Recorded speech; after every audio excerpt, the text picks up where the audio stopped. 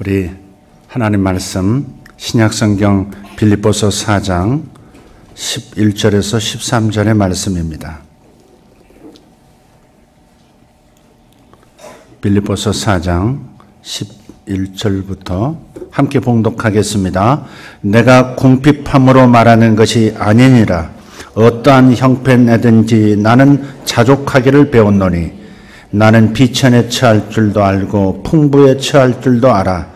모든 일 곧 배부름과 배고픔과 풍부와 궁핍에도 처할 줄 아는 일체의 비결을 배웠노라.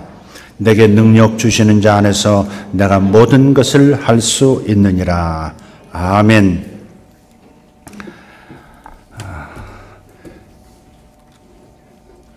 이 세기에 주도적 역할을 할 사람을 H세대라고 한답니다.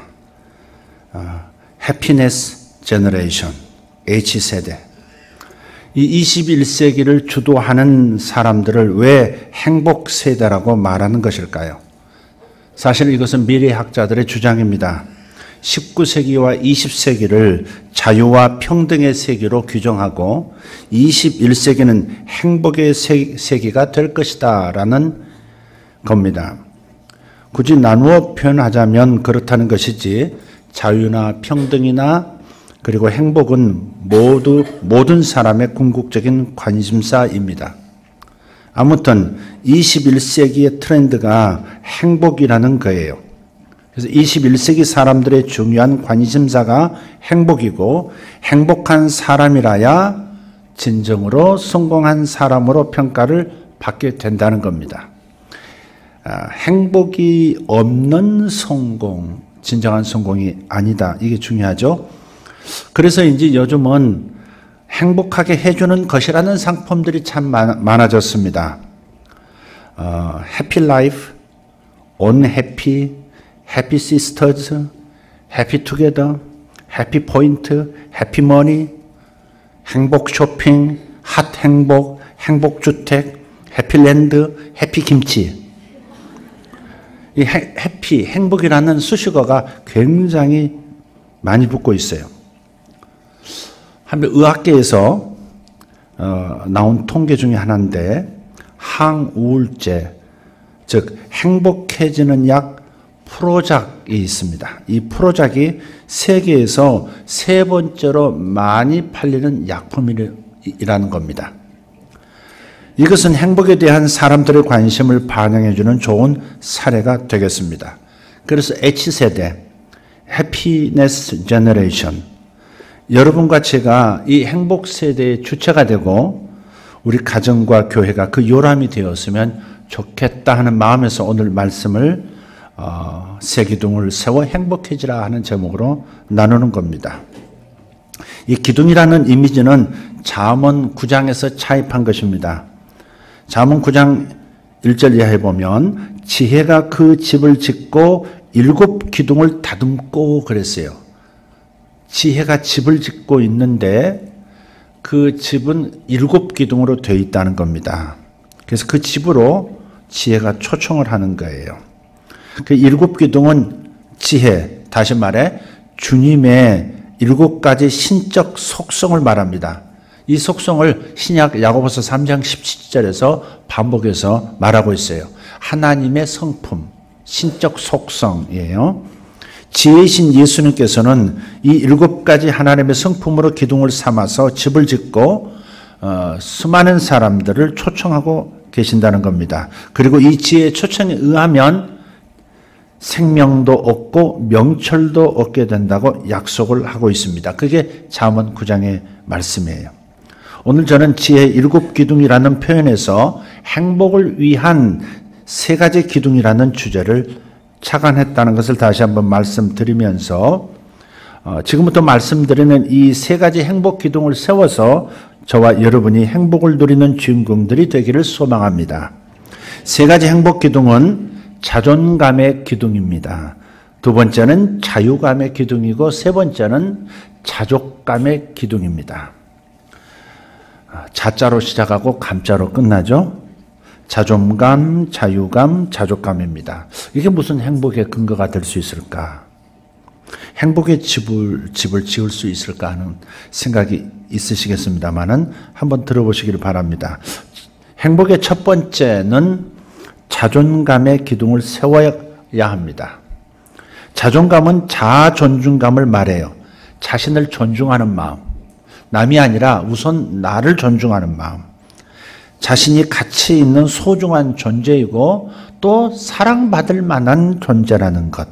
그리고 항상 나는 좋은 성과를 이루어낼 만한 사람이라고 믿는 마음. 그게 자존감입니다. 자아 존중감. 그렇지만 자존감하고 자만심은 구별해야 되겠죠.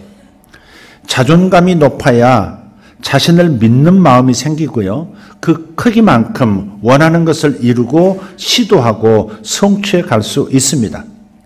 자신에게 힘이 없고 가치도 없고 능력도 없다고 여기는 사람은 자신 안에 힘을 부정하는 것입니다. 자기 안에 엄청난 자원, 하나님이 심어두신 엄청난 잠재력이 있는데 이 힘을 꺼내쓸 수가 없는 거예요. 자존감은 사회생활을 해나가고 인생을 살아가는 원동력이자 힘입니다. 여러분 한 번쯤은 보셨을 것 같습니다. 닉 부이치치라는 분이 있습니다. 팔다리가 없는 장애인으로 태어났습니다. 딱 엉치 아래까지만 있고 사지가 없는 거예요. 근데 사지를 가진 보통 사람보다 더 많은 것을 이루고 해내는 그 닉 부이치치는 자신을 사랑하고 자존감 높은 사람으로 유명합니다. 그 자존감이 내면의 잠재력을 꺼내서 놀라운 삶을 끊임없이 창조해내고 있음을 그를 통해서, 그의 삶을 통해서 볼 수 있습니다. 얼마 전 어느 나라에 가서 수십만이 모이는 간증 집회인데요. 거기서 수만에서 10만이 넘는 사람들이 예수 믿겠다고 그의 간증을 듣고 주님께로 돌아온 거예요. 그 어떤 부흥사보다, 그 어떤 복음 전도자보다 위대한 일을 하는 이분의 외모는 정말 딱하게 그지없는 모습이죠. 보통 사람이 봤을 때 그렇습니다. 사실 그가 처음부터 그런 자존감으로 살아가지는 않았습니다. 그의 간증을 들어보면 3번이나 자살을 시도할 정도로 심약하고 자존감을 많이 잃었던 사람인데 하나님의 사랑을 경험하고 지금과 같이 변화한 것입니다. 생각해 보십시오. 여러분의 자존감은 어느 수준입니까? 여러분이 사랑받을 만한 사람이라는 느낌을 갖고 계십니까? 그리고 무엇이든지 해낼 수 있는 사람이라는 자존감이 있으십니까? 가치 있고 능력 있는 사람이라고 느끼시냐 하는 거예요. 머리로만 동의하는 게 아니라 마음이 긍정하느냐 하는 겁니다. 그게 자존감의 크기입니다. 자존감의 크기가 마음의 크기고 그 마음의 크기를 심력이라고 하는 거예요. 마음에 힘이 있는 사람은 자존감이 있습니다. 끝내주는 자존감의 대가가 있습니다. 사도 바울입니다. 사도 바울의 자존감을 본문에서 한번 보시죠. 13절. 내게 능력 주시는 그분 안에서 내가 모든 것을 할 수 있다. 와, 나는 무엇이든지 할 수 있어. 어떤 상황에 어떤 처지에 놓여도 나는 주어진 숙제를 해낼 수 있고 내가 바라는 바를 내가 원하는 꿈과 목표를 성취할 수 있어. 내게 능력 주시는 분 안에서 나는 모든 것을 할 수 있다. 아멘 하시기를 바랍니다. 대단하잖아요. 자존심이 강한, 자존감이 강한 사람은 행복하게 되어 있습니다. 행복하지 않은 사람은 자기가 너무 초라한 거예요. 자기가 너무 자랑스럽지 못한 거예요. 어디선가 상처받고 그 상처가 너무 커져서 자기 자신을 좋아하지 않습니다. 다른 사람이 자신을 싫어할 것 같습니다. 다른 사람이 인정할 것 같지 않고 해낼 것 같지 않습니다. 그런 사람은 불행감 속에서 삽니다. 절대 행복하지 않습니다. 자존감이 커야 합니다. 할렐루야. 또 하나 끝내주는 자존감의 대가가 있습니다. 구약에 있는데 다윗입니다. 많은 분들이 있지만 다윗을 한번 생각해 보십시오. 소년, 16, 17 되는 소년입니다. 그러니까 전쟁터에 처음 와가지고 깜짝 놀랄 법도 한데, 더더군다나 아군이 적들에게 밀려가지고 전부 타조처럼 어디다 머리를 쳐박고 숨어서 나오지도 않는 상황에 적장 골리앗은 고래고래 소리를 칩니다. 이스라엘 놈들 중에서 나와 맞짱 뜰 사람 있는 놈이 있으면 나와봐. 근데 아무도 나서질 못하는 겁니다. 그리 수십일째라는 거예요. 소리 지르는데도 아무도 1대1 대결하는 사람이 없는 거예요. 육척 장신이거든요. 왕 사울조차도 텐트 속에 들어가서 나오질 않습니다. 수치스럽지만 참아야지. 수치를 견디는 것이 목숨을 잃는 것보단 나아. 그러면서 나오질 않고 있는 겁니다. 자존감은 땅에 떨어질 대로 떨어져 있죠. 그것을 보고 이 소년이 분이 난 겁니다. 하나님이 이스라엘의 하나님이신데 이스라엘의 하나님이 어디 가셨느냐 이게. 우리들의 마음, 우리 왕과 우리 신하들과 우리 군인들의 마음속에 자존감이 어디 갔느냐. 하나님을 잃어버렸다. 그래서 이 소년이 나서요.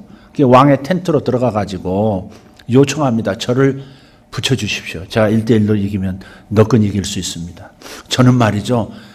양을 사자가 물어가면, 저는 목동인데 사자가 물어가면 쫓아가서 그 양을 빼앗아 왔습니다.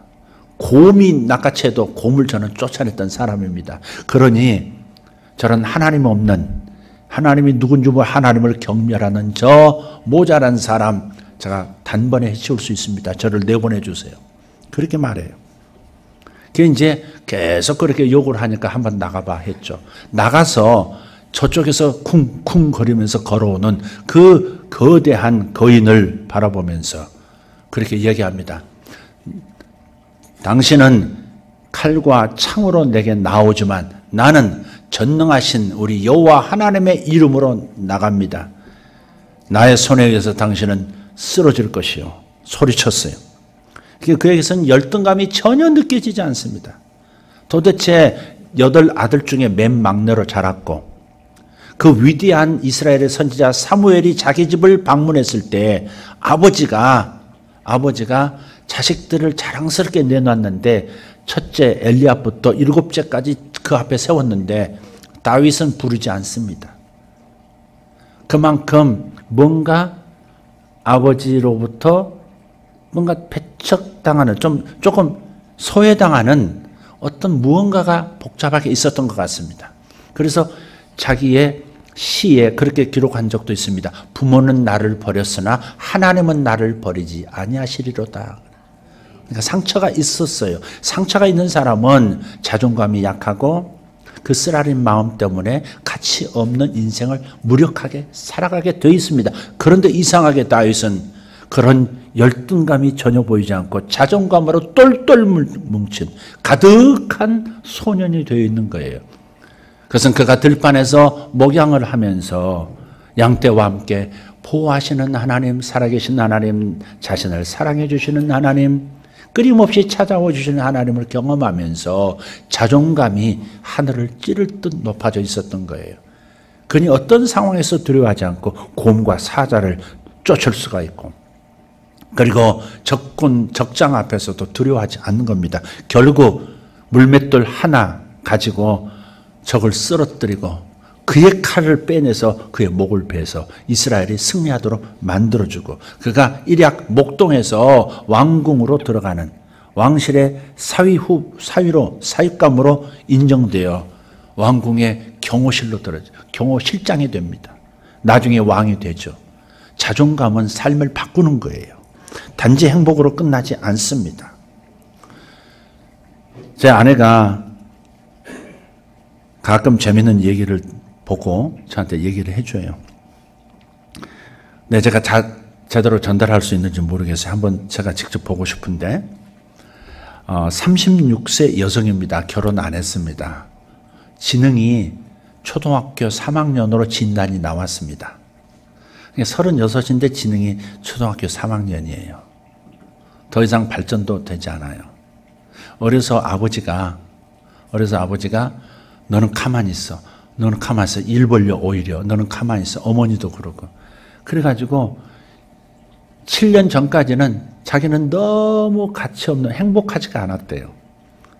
그런데 7년 전부터 아버지가 시력을 잃으신 거예요. 그래서 맹인이 되셔가지고 다른 사람 지압해주는 그런 일을 배워가지고 일을 하시는 겁니다. 근데 7년 바로 그때부터 자기는 행복해졌다는 거예요. 어머니는 웬일인지 거기에 등장하지 않고요. 그래서 이 여성이 얼마나 자존감이 높은지 하늘을 찌를 듯 합니다.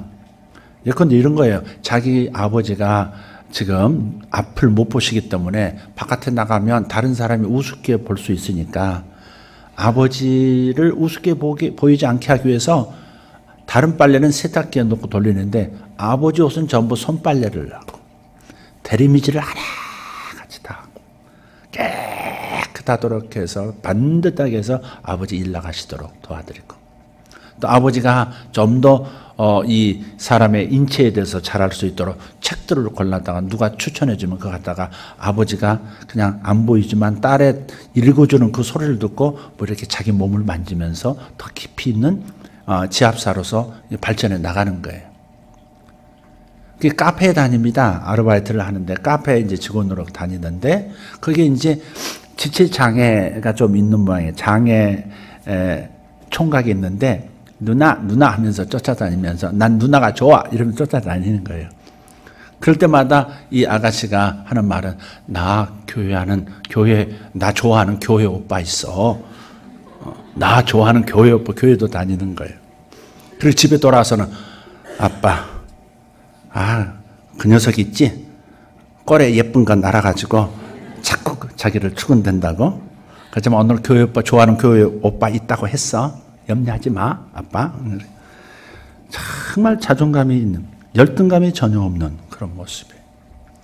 지능은 그렇게 낮을지라도 그렇게 자존감이 있으니까 행복하게 사는 거예요. 이렇게 생각하시면 머리가 나쁘니까 행복하다. 아닙니다, 지금.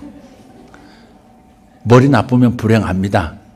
절대 행복하지 않습니다. 이건 자존감이 건강하게 하나님의 은혜로 회복이 된 거예요. 그러니까 행복은 외부에서 오는 것이 아니라 내부에서 올라오는 것이라는 겁니다. 자존감으로 마음의 힘이 큰 사람은 늘 이렇게 행복한 거예요. 행복은 공기처럼 도처에 널려 있지만 행복을 느낄 준비가 되어 있지 않은 사람은 나에게는 그 도처에 있는 행복의 요소들이 느껴지지가 않는 거예요. 그래서 여러분 잠깐이라도 정지하셔야 돼요. 행복감을 주는 요소는 내 안에도 있고 바깥에도 도처에 있습니다. 마치 공기 같은 거예요. 준비가 안 되면 내 것이 안 되는 겁니다. 여러분, 마음을 거룩한 자존감으로 가득 채워 행복하시기를 축복합니다. 할렐루야. 두 번째 행복 기둥은 자유감입니다. 자유감. 우리는 원하죠. 정치적인 자유를 원해요. 우파가 정권을 잡으면 좌파가 정치적 자유를 원하고, 좌파가 잡으면 우파가 열받아 하면서 정치적인 자유를 원해요. 어쨌든 우리는 다분히 정치적이에요. 정치적인 자유를 원하는 심성이 우리 안에 있습니다. 자유는 인간 때문에 첫 번째 항목이거든요.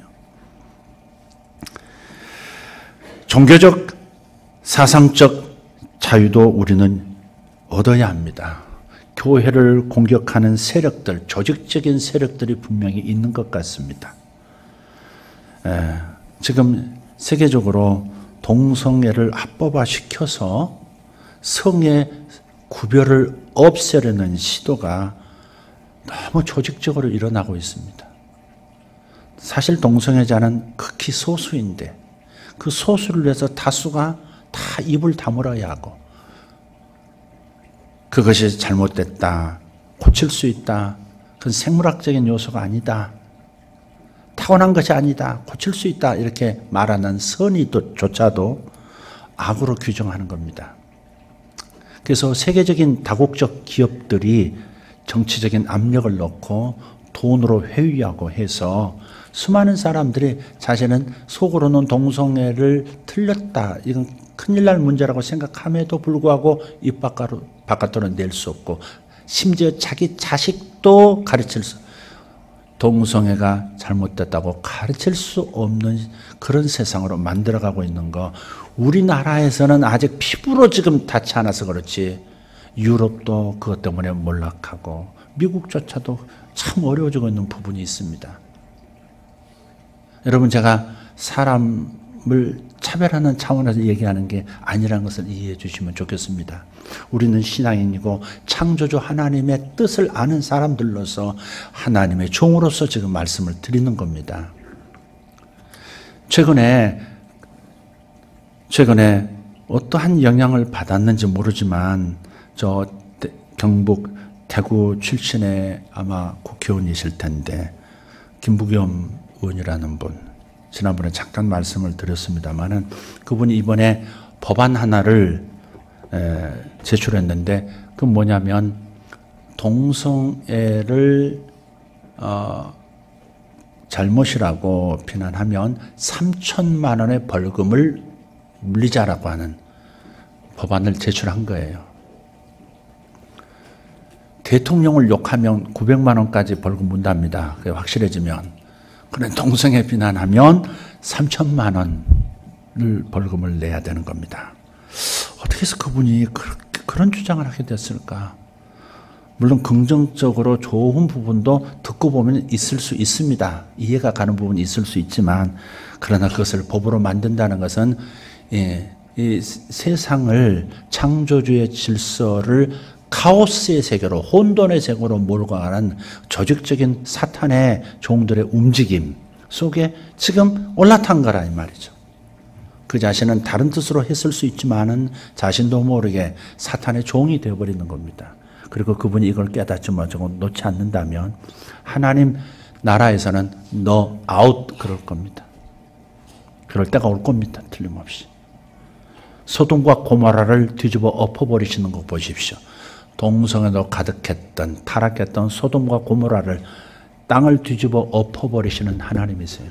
그러니까 이 부분은 우리가 가볍게 생각할 문제가 아니에요. 또 나아가서 이러한 성적인 선을 없애고 어떤 나라는 화장실을 사용하는데 남자, 여자, 그 다음에 트랜스젠더, 그 다음에 자신을 여성이라고 생각하는 사람, 자신을 남성이라고 생각하는 여성, 모든 그림을 다 그려놓고 누구나가 그냥 같이 쓰는 그런 화장실도 만들어져 있습니다. 그래서 교회를 조직적으로 이런 것을 통해서 하나님의 창조 질서를 어지럽히고 세상을 그냥 혼돈의 세계로 만들어 가려고 한다는 말이죠. 그래서 전번에 말씀드렸듯이 목회자들 세금 문제도 그렇습니다. 내야지 목회자도 그 앞에 당연하게 예라고 말해야죠. 그렇지만 왜 저렇게까지 할까 싶은 게 있어요. 목회자 세금 내는 항목을 구체적으로 적은 거예요. 35가지 항목. 여러분 직장에서 세금 떼는 항목이 어떻습니까? 근데 목회자들은 35가지예요. 심지어 도서비에도 세금을 매기는 겁니다. 설교하려면 책을 많이 읽어야 되잖아요. 그럼 책을 사는데도 세금을 물리겠다는 겁니다. 그게 그 밑바닥에 깔린 의도가 뭐냐. 목회자의 동선, 교회의 모든 것을 들여다보고 통제하겠다고 하는 어떤 무리들의 동기에서 출발하는 그런 그 세금인 겁니다. 세금 당연히 하죠. 그러나 이 부분은 우리가 생각을 해야 합니다. 교회를 조직적으로 와해시켜야 그래야 자신들이 생각하는 세상을 만들 수 있다고 하는 교회가 가장 큰 걸림돌이거든요. 교회가 저 빛이 꺼져야 어둠의 일을 이룰 수 있는데 등불이 켜져 있으니까 곤란한 거예요. 그 불을 꺼야만 하는 겁니다. 등을 깨버려야 하는 겁니다. 그래서 그렇게 움직이는 겁니다. 그런 부분 한번 생각해 보시길 바랍니다. 우리는 자유를 잃으면 견딜 수 없는 존재들입니다. 네. 그리고 우리는 경제적인 자유도 중요하다고 믿습니다. 여러분 경제력이 있어야 각각 자신의 부에 대한 기준이 자기의 성취 목표가 다르겠지만 할 수 있다면 저는 그것을 권하고 싶어요. 경제적인 자유란 말은 뭐냐면은 재정적인 면에서 내가 이 일을 하지 않으면 돈을 벌 수 없고 부를 이룰 수 없기 때문에 하는 그런 방식이 아니라 이제는 내가 일을 하든 안 하든 간에 자유로울 수 있어야 된다. 자유롭게 내가 정말 하고 싶은 일을 선택해서 할 수 있는 것. 그러니까 돈 때문에 어쩔 수 없이 일하는 것이 아니라 돈 걱정 없이 내가 정말 성취하고 싶은 인생의 참다운 만족을 위해서 무언가를 선택해서 자유롭게 일할 수 있는, 정말로 나의 시간을 가지고 일할 수 있는 그런 경제적 자유를 말하는 거예요. 그래서 부라는 것은 선택의 자유를 준다는 말이죠. 여러분이 그런 선까지 재정적인 성장이 일어나기를 바라요.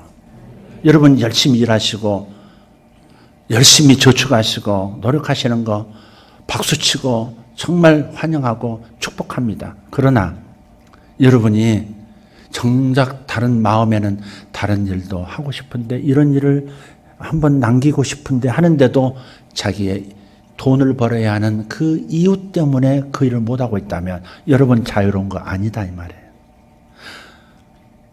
돈이 많든 적든 여러분의 필요가 어느 수준이든 간에 여러분이 정말 하고 싶은 일을 마음껏 할 수 있고 하나님 앞에서 영광을 돌리고 감사할 수 있는 그런 수준의 경제적 자유는 있어야 하겠다. 제가 계신 데서 죄송하긴 하지만 가끔 제가 장로님께, 정장로님께 여쭤봐요. 사업하시잖아요. 장로님 긴장되시죠? 제가 물어요. 장로님 어떻게 그렇게 사업을 잘하세요? 이야, 잘하시거든요. 에? 여러 개 사업이 잘 돌아가고 있어요.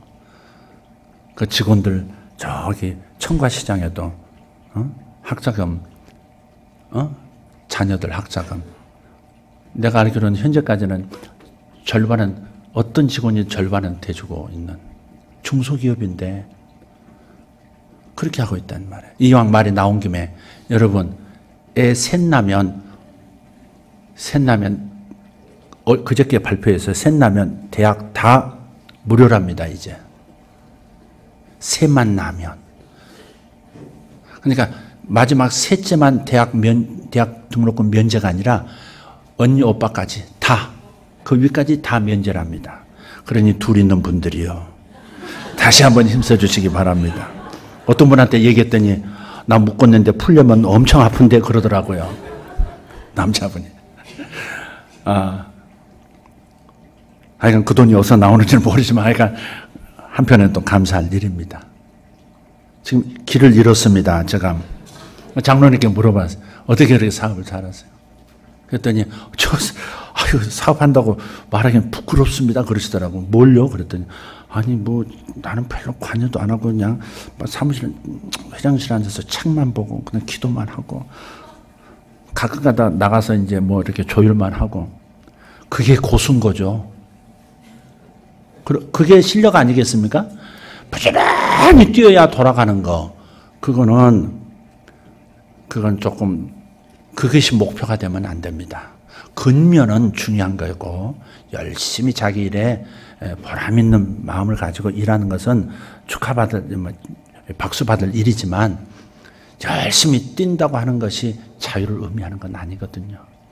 그러니까 가만히 있어도 그냥 돌아가는, 좀 속된 표현 같습니다만 요즘 그런 이미지가 하나 들어와 있어요. 돈나무, 돈이 열리는 나무.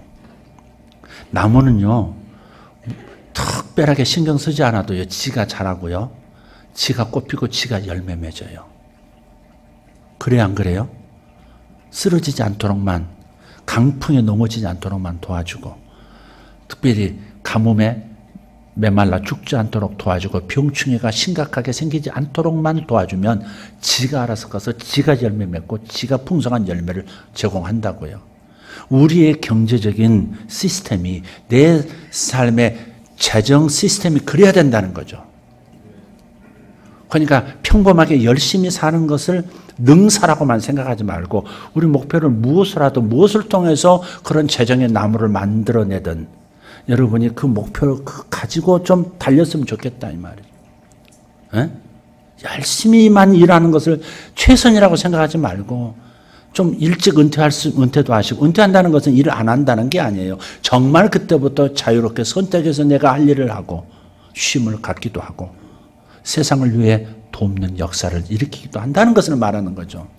어떤 사람은 평생 돈만 벌고 모으기만 하다가 그래서도 또 그냥 몸 상하도록 뛰고 그런 사람. 진짜 애처로운 겁니다. 그거 목표가 좀 잘못된 거예요. 그러니까 정말 하고 싶은 것을 자유롭게 선택할 수 있는 경제적 자유에 이르시기를 예수 이름으로 축복합니다. 정말 그렇게 되기를 소망해요, 여러분. 제가 좀 더 이런 것을 깨달았더라면, 일찍 깨달았더라면 저도 좀 더 그런 면에서 자유로울 텐데 주여 불쌍히 여겨 주시옵소서. 그리고 여러분 무엇보다도 자유감은 정신적인 마음의 자유감을 확보하셔야 합니다. 예, 이런 정신적인 자유감은 특별히 외부에서 오는 것이 아니라 내부에서 오는 거예요. 사도 바울 보십시오. 오늘 본문에 감옥에 있지만 오히려 자유로운 사람이 되어 있는 거예요. 기쁨이 넘쳐가지고 빌립보에서 바깥에 편지 보낼 때 기뻐하라. 내가 다시 말하노니 기뻐하라. 항상 기뻐하라. 계속 그러고 있거든요.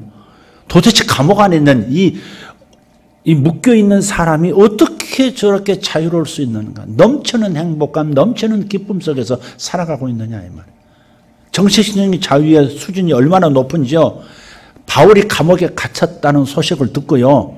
기독교 리더들 가운데서 시기심에 바울을 늘 시기했던 사람들이 바울을 아주 나쁜 사람으로 만들고 그리고 바울을 따르던 사람을 자기에게 끌기 위해서 온갖 가문이설로 그들을 뺏어가는 거예요.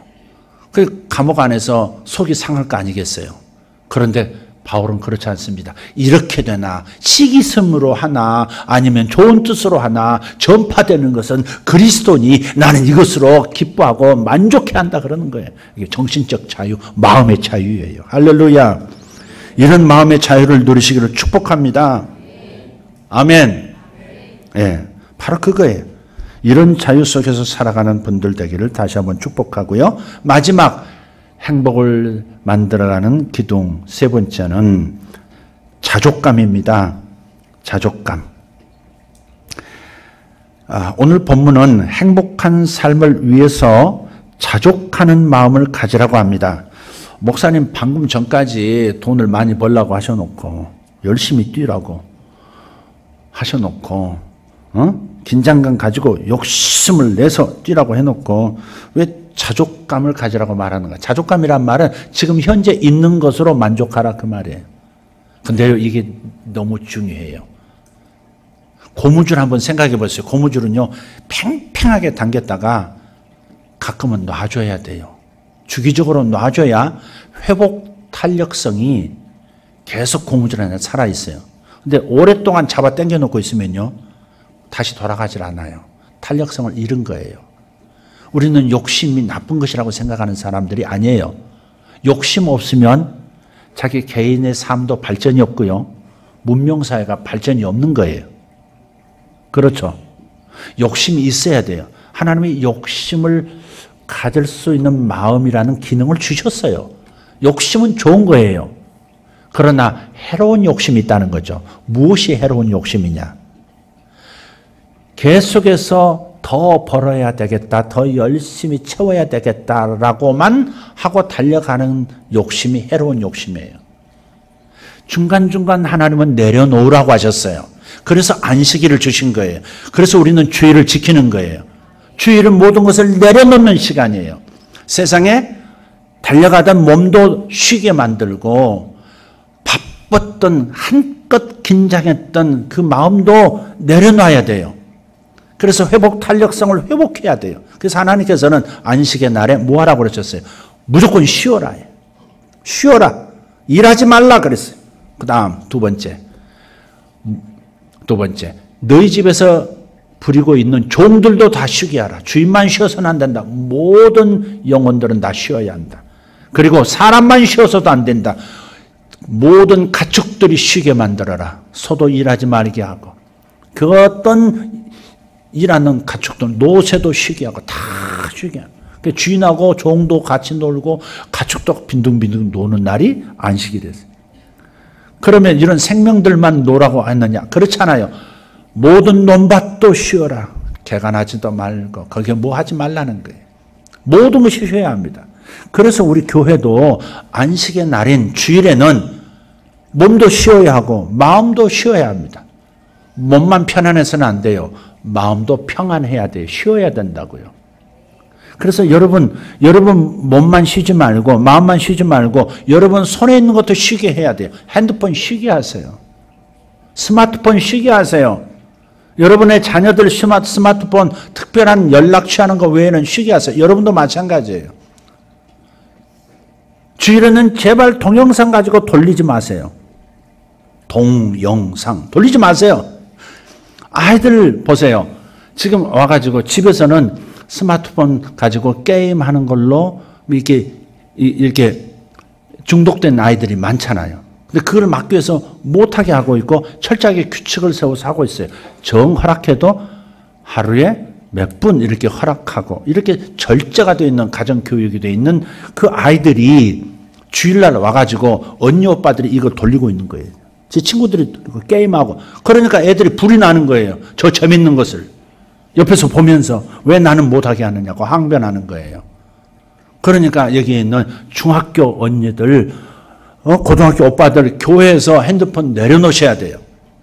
부모님들이 그렇게 하도록 권하셔야 돼요. 안식일은 쉬는 날이다. 안식일은 사람도 쉬고 물건도 쉬어야 한다. 모든 것이 쉬어야 한다. 모든 것을 내려놔야 한다. 그래야 정상적인 인간 소통이 가능한 인격이 된다. 적어도 그냥 컴퓨터 안에서 그 게임 세계 속에서 살던 아이들이 하루만이라도 자신이 정상적인 인간 대 인간, 얼굴을 대하고 언니 오빠 속에서 동생들 속에서 진정한 교통이 무엇인지 그 맛을 누리도록 해줘야지. 교회에 와서 언니 오빠들이 있고 누나 동생들이 있잖아요. 거기서 뭔가를 배우거든요. 놀면서 또 치고받으면서 그 치고받을 때 어른까지 개입하시면 안 돼요. 다 자기들이 알아서 질서 잡아가고요. 그것이 또 학교 가서 훈련도 다 적응 잘해서 훈련도 되고 다 그렇습니다. 그러니까 놔두세요. 저놈이 우리 위를 갈구지? 그러면 안 돼요. 왜 우리 아이를 왜 야단치지? 왜 못하게 하지? 그래서도 안 돼요. 아이들은 아이들이 쟤들이 할 수 있도록 놔두시고 또 어른들이 봤을 때 내 자식이 아니어도 남의 자식이 잘못을 하고 있으면 도와줘야지. 도와주는 선한 의도를 기분 나빠하면 안 된다고요. 동의하시면 아멘 합시다. 무엇보다 핸드폰 게임, 그것이 좋은 내용이라도 핸드폰을 내려놓게 해주시면 좋겠어요. 어떤 아이는 운동에 너무 관심이 있어서 운동도 잘 들여다보더라고요. 그건 게임이 아니거든요. 적어도 자기 기량을 발전시키는 좋은 거예요. 그래도 주일날은 그걸 내려놓도록 하는 훈련을 교회에서도 집에서도 하셔야 돼요. 그런데 그렇게 하고 나면 오히려 발전이 있다는 겁니다. 공부도요, 한 5시간, 6시간 집중해서 하고요, 1시간을 그냥 운동하고 그냥 쉬는 거예요. 그러면 더 효율성이 높아진다는 겁니다. 그러니까 긴장과 이완, 욕심을 한껏 엿새 동안 부리다가 그리고 7째 날에는 욕심을 내려놓고 자신을 릴렉스 시키는 겁니다. 그 안에서 창조적인 것이 나오고 내가 쉴 때 오히려 하나님께서 말씀하셔서 안식일에 내려놓으면 오히려 그날 2배를 주겠다고. 다른 날 2배를 주겠다고.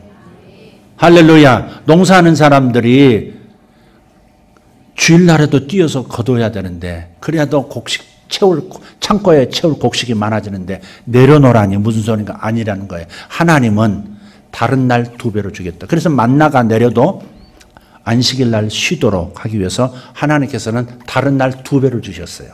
그 역사가 우리의 경제 활동에도 나타나는 거예요.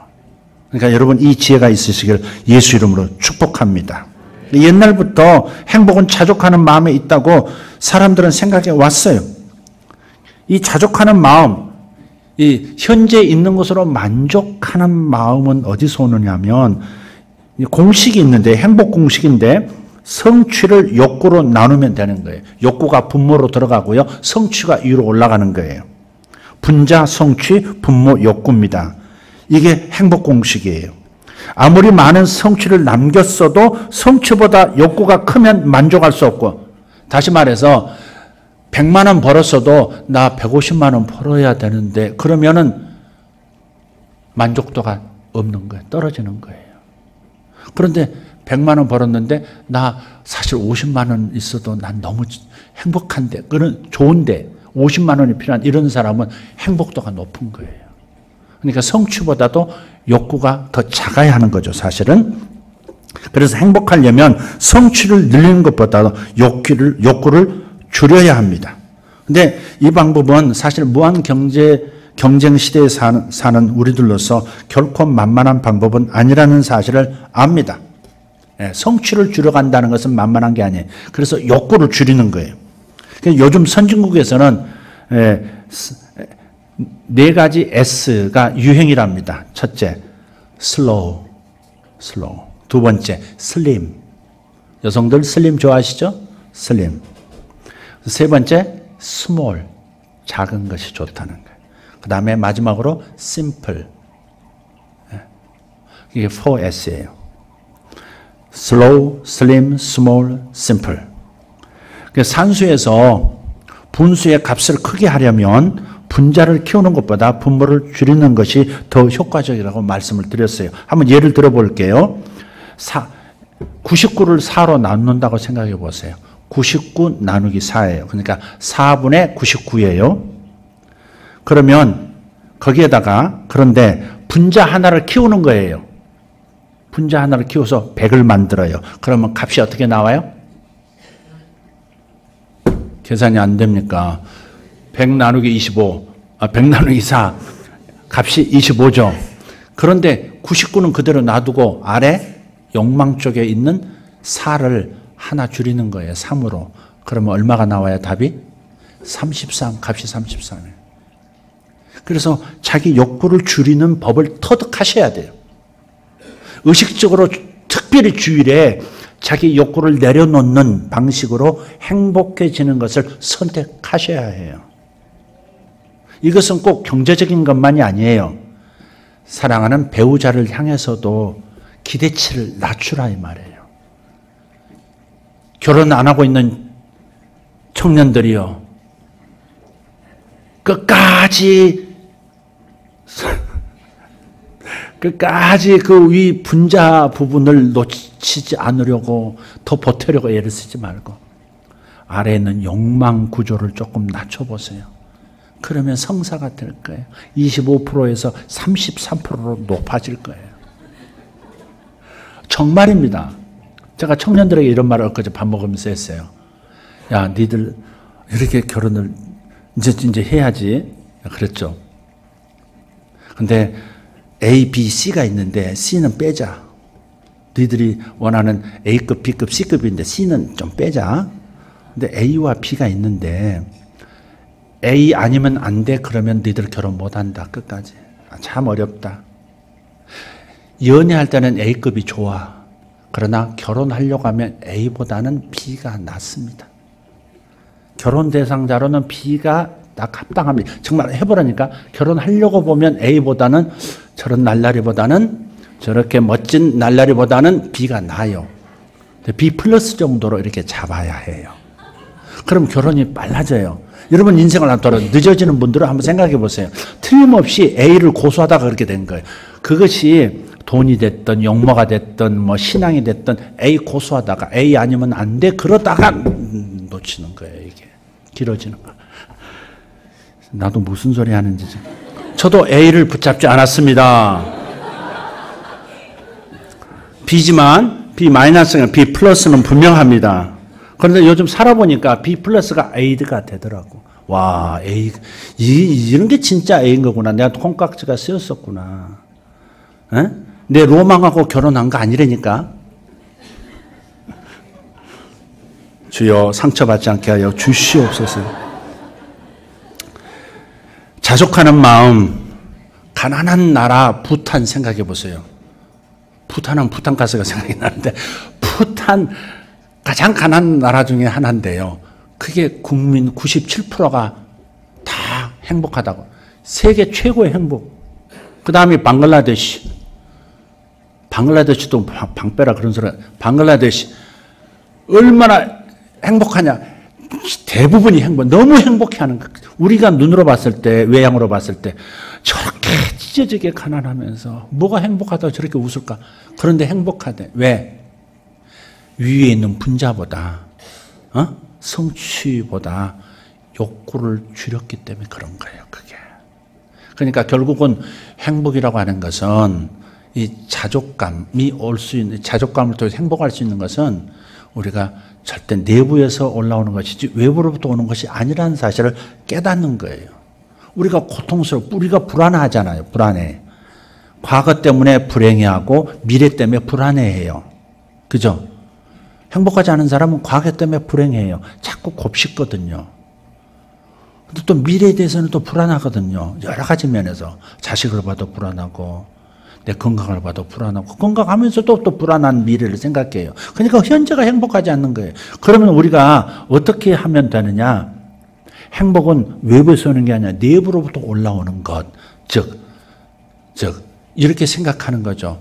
과거, 미래에 집중하지 않고 현재에 집중하는 거예요. 사실 이건 주일에 특별히 훈련해야 되는 거고요. 평일에도 자주자주 현재 일에만 집중하는 거예요. 주님도 그걸 말씀하셨어요. 내일 일은 내일 자체가 염려하게 하라고. 왜 내일에 집중하느냐고, 오늘에 집중하라고 말씀하신 거예요. 오늘을 살라, 오늘 일용할 양식, 오늘 누릴 수 있는 것이 있으면 행복해하라. 그것이 하루하루 모아져서 일생이 행복한 거니까. 그러니까 현재에 집중하는 법을 터득하셔야 돼. 돌아보면 현재에 집중하고 내가 가진 것이 무엇인가 생각해 보면 얼마나 감사한지 몰라요. 와, 아내가, 나밖에 모르는 이 아내가 B급이라고 말해도 불평하지 않고 분노하지 않고 나를 사랑해주는 이 아내가 있는 게 얼마나, 우리 아내가 얼마나 똑똑해요. 수습해야 돼요. 우리 아내가 얼마나 똑똑하냐고, 얼마나 유쾌하냐고요. 우리 아내 때문에 배가 찢어집니다. 배꼽이 빠져나올 지경입니다. 집에서도 그렇고 나와서도 그렇고. 근데 얼마나 자랑스러운지 몰라요. 다른 사람이 우리 아내만 만나면 너무 행복해하는 거예요. 우리가 정기적으로 막 만나자고 막 밥 먹자 그러는 우리 성도들이 우리 아내만 나는 안 나가요. 못 나가요. 우리 아내만 불려 나가고. 그런데 그거 보면 참 자랑스럽다고. 아마 제 말 동의하시죠, 솔직히. 질투하는 분 외에는 전부 이게 동의하실 거예요. 얼마나 즐겁습니까? 에너지 덩어리. 해피 바이러스입니다. 그러니까 주여 너무 같습니다. 그리고 우리 가만히 현장을 생각해보면 우리 자식들 건강하게 저렇게 일할 수 있고 저렇게 공부할 수 있고 저렇게 아이들이 뭐 이렇게 나쁜 소리 안 듣고 칭찬 듣는 아이들로 이렇게 컸으면 너무너무 감사한 거죠. 그런데 우리는 꼭 내일을 저 자식들의 미래, 저 자식들의 졸업, 저 자식들의 직장, 저 자식들의 경제 수준 이런 거 생각하면 또 이제 이게 불안한 거예요. 불안은 두 가지로 와요. 생각 과정에서 오는 불안이 있어요. 그건 뭐냐면 의심이에요. 의심. 의심은 생각 작용에서 오는 거예요. 근데 이것을 극복하려면 알면 의심이 없어지고 따라서 불안이 없어져요. 알면 뭐가 의심이 있다는 것은 뭔가 몰라서 의심이 되는 거거든요. 저 사람을 알면 의심하지 않거든요. 알면 의심이 안 돼. 알면 장단점을 알면 내가 불안해할 필요가 없다 이 말이에요. 마찬가지로 두려움이라는 게 있어요. 두려움은 감정작용에서 오는 네거티브한 그 느낌들이에요. 이 두려움이 있잖아요. 우리가 두려움, 건강에 대한 미래, 두려움이 있어요. 재정에 대한 두려움이 있어요. 이 두려움의 감정은 뭘로 극복할 수 있느냐? 기쁨으로 극복할 수 있어요. 기쁨의 감정이 생겨나면 두려움은 제압되고 불안은 사라져요. 그래서 암과 깨달음과 그 다음에 기쁨이라는 이 두 가지 맞는 키를 사용하시면 불안에서 자유할 수 있어요. 그런데 알고 깨닫고 또 기쁨을 유지할 수 있는 것은 바로 내려놓으면서 온다는 거죠. 자족감에서 온다는 거죠. 와, 하나님 많이 주셨네. 가진 것이 아직도 이렇게 많네. 할렐루야. 그냥 부지중에 우리는 생각해요. 나이를 생각해요. 내가 60이 넘었구나. 손에 검버섯 안 생겼나. 얼굴은 주름은 얼마나 처졌나. 이게 자꾸 이런 쪽으로 생각을 부지중에 해요. 아니에요. 지금 얼마나 건강해요. 얼마나 누릴 수 있어요. 아까 70대 노인들 8분 말씀드렸나요, 제가? 한 과학자가 70세 노인 8명을 골라가지고 수도원에 밀어 넣었어요. 유명한 과학자인데 실험을 한 거예요. 그분들에게 2가지 규칙을 얘기했어요. 첫째, 50대처럼 말하라.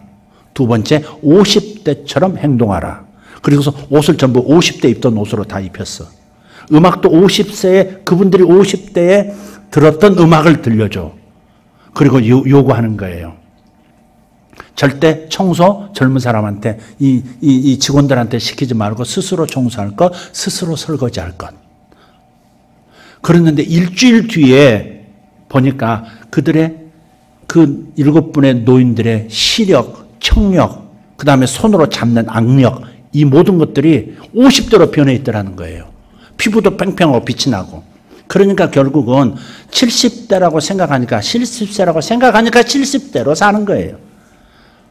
50대의 마음을 가지면 50세의 건강과 능력을 가지고 살아가게 돼 있는 거예요. 행복은 외부에서 오는 것이 아니라 현재 있는 것에 집중하면서, 그리고 현재 가진 것을 가지고 누리려고 할 때 우리는 행복하게 되는 것이고, 그 진정한 자족감이 우리를 행복한 인생으로 이끌어 가는 겁니다.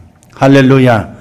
여러분, 이 행복감 속에서 이 3가지 행복 기둥을 가지고 행복해지시기를 바랍니다. 첫째는 뭐였나요?